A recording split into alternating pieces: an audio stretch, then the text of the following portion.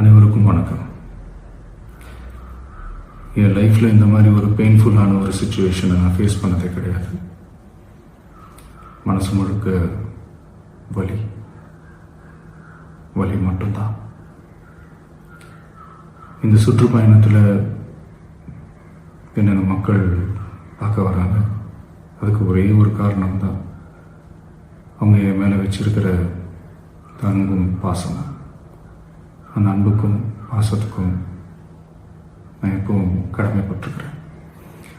அதனால தான் இந்த சுற்றுப்பயணத்தில் மற்ற எல்லா விஷயங்களையும் தாண்டி மக்களுடைய சேஃப்டி, அதில் எந்த காம்ப்ரமைஸும் பண்ணிடக்கூடாதுன்றதுக்காக தான் அது என் மனசில் ரொம்ப ஆழமாக இருக்கும் அந்த எண்ணம்.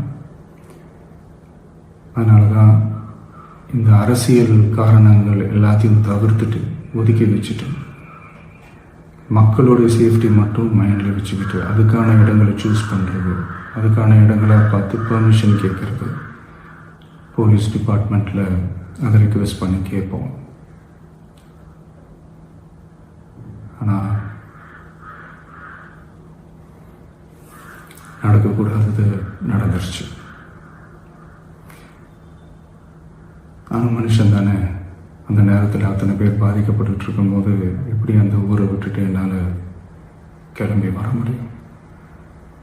நான் திரும்ப அங்கே போகணும்னு இருந்துச்சுன்னா அதை ஒரு காரணம் காட்டி அங்கே வேறு சில பதட்டமான சுச்சுவேஷன்ஸ், வேறு சில அசம்பாவிதங்கள் அந்த மாதிரி எதுவும் நடந்துடக்கூடாதுன்றதுக்காக தான் நான் அவாய்ட் பண்ணேன்.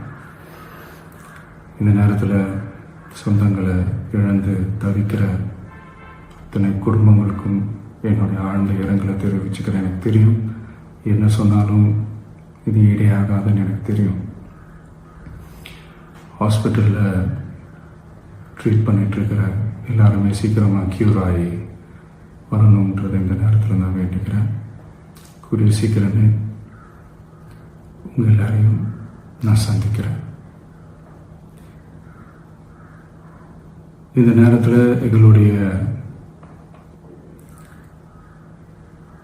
வலிகளை, எங்களுடைய நிலைமையை புரிஞ்சுக்கிட்டு எங்களுக்காக பேசின அரசியல் கட்சிகளை சார்ந்த நண்பர்கள், தலைவர்கள் அனைவருக்கும் என்னுடைய நன்றியை தெரிவிச்சுக்கிறேன். கிட்டத்தட்ட ஒரு 5 மாவட்டத்துக்கு பிரச்சாரத்துக்கு போனோம்.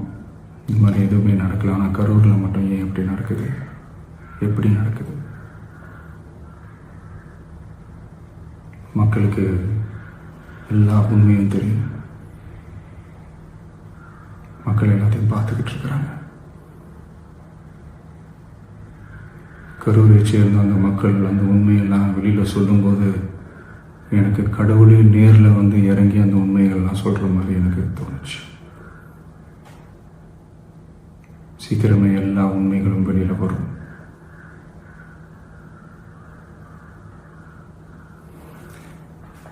எங்களுக்கு தரப்பட்ட இடத்துல நாங்கள் போய் அந்த ஸ்பாட்டில் நின்று நாங்கள் பேசிட்டு வந்தோம். அதை தாண்டி எந்த தவறும் எங்கள் சைடில் நாங்கள் எதுவுமே செய்யலை. பட் இருந்தாலும் எங்கள் கட்சியை சேர்ந்த நிர்வாகிகள், தோழர்கள் மேலே எஃப்ஐஆர், அது மட்டும் இல்லை சோஷியல் மீடியாவை சேர்ந்த நண்பர்கள், தோழர்கள் அவங்க மேலே எஃப்ஐஆர்லாம் போட்டு இப்போ பிடிச்சிட்டு இருக்கிறாங்க.